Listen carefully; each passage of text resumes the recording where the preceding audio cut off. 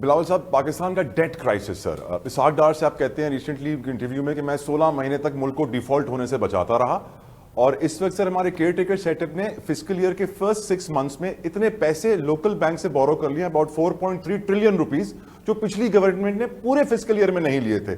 تو اس طرح تو ڈیٹ کرائسس، بلاول صاحب کیا پلان ہے آپ کے پاس؟ آپ بھی آئی ایم ایف کے پاس جائیں گے سر پاور میں آتے ہی؟ دیکھو اٹس ناٹ، دیکھیے آئی ڈس ایگری ود ڈار صاحب. ہم نے تو ڈار صاحب کے آنے سے پہلے پاکستان کو ڈیفالٹ سے بچا دیا تھا، آئی ایم ایف کے ساتھ ڈیل سائن کر لیا تھا. پھر وہی موقع تھا کہ سیلاب بھی تھا، پوری دنیا تیار تھا آپ کے ساتھ کام کرنے کے لیے.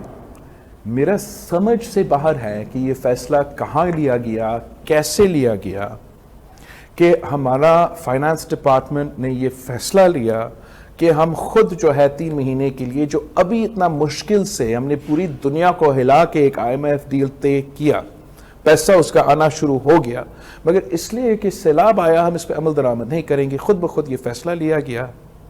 جب وہ فیصلہ لیا گیا تو وہ اس دن سے لے کے ہمارا ٹرم کے اینڈ تک ڈار صاحب آئی ایم ایف کا پروگرام نہیں بچا سکا. پھر شہباز شریف صاحب کو اپنا وزیر خزانہ کو پاکستان میں چھوڑ کے پیرس جانا پڑا. خود ڈائیلاگ کیا آئی ایم ایف کی چیف کے ساتھ، اور بالکل اس وقت ہمارا I M F deal save ہوا، اور اس وقت کا جو ڈیفالٹ تھا اس سے تو بچایا.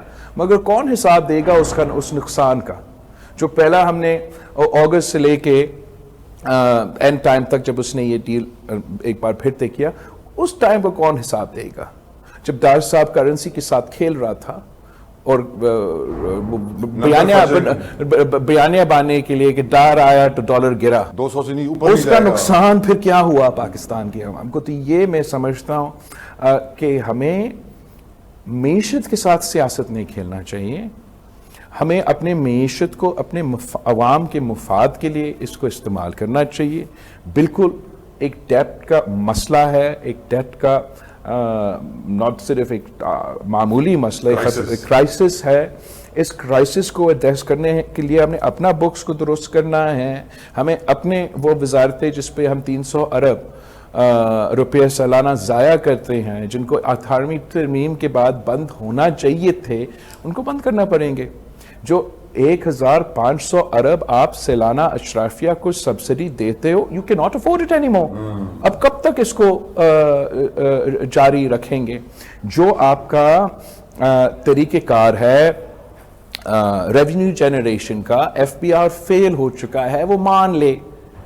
آپ چوری ختم کریں گے. چوری ایک سیکنڈ، ایف پی آر کا ٹیکس ریونیو جنریشن کا جو کام ہے وہ کمپلیٹلی فیل ہو چکا ہے. اس کا ثبوت سب سے زیادہ کیا ہے کہ سندھ نے سارے صوبوں سے پہلے S P R Sindh board of revenue create کیا. وہ board of revenue F P R کو آؤٹ پرفارم کر رہا ہے. ہمارے بعد سارے صوبوں نے کیے، پنجاب، بلوچستان، پختونخوا، وہ بھی سارے ایف پی آر کو آؤٹ پرفارم کر رہے ہیں. آپ نے جب سیلز ٹیکس کو آن سروسز کو پروونسز کو ڈیوالو کیا تو ہر صوبہ نے ایف پی آر سے زیادہ اکٹھا کیا. آج بھی ہمارا منشور میں ہم کہتے ہیں کہ آپ یہ جو سیلز ٹیکس آن گڈز ہے وہ بھی آپ صوبے کو دیں. ہم زیادہ بہتر طریقے سے یہ ٹیکس جنریٹ کر سکتے ہیں as a compare to F P R. آپ کو اپنا ٹیکس ریفارم کرنا پڑے گا، اپنا ریونیو جنریشن کو فکس کرنا پڑے گا، اینڈ ایک سنجیدگی اور ذمہ داری کے ساتھ معیشت کے ساتھ انگیج کرنا پڑے گا. اگر ہیڈ لائنز کے لیے اور آپ اس لیے چاہتے ہیں کہ اے آر وائی مجھے تنقید نہ کرے، شاہ زیب جیو جو ہے وہ میرا تعریف کرے، اس طریقے سے آپ معیشت تو نہیں چلا سکتے.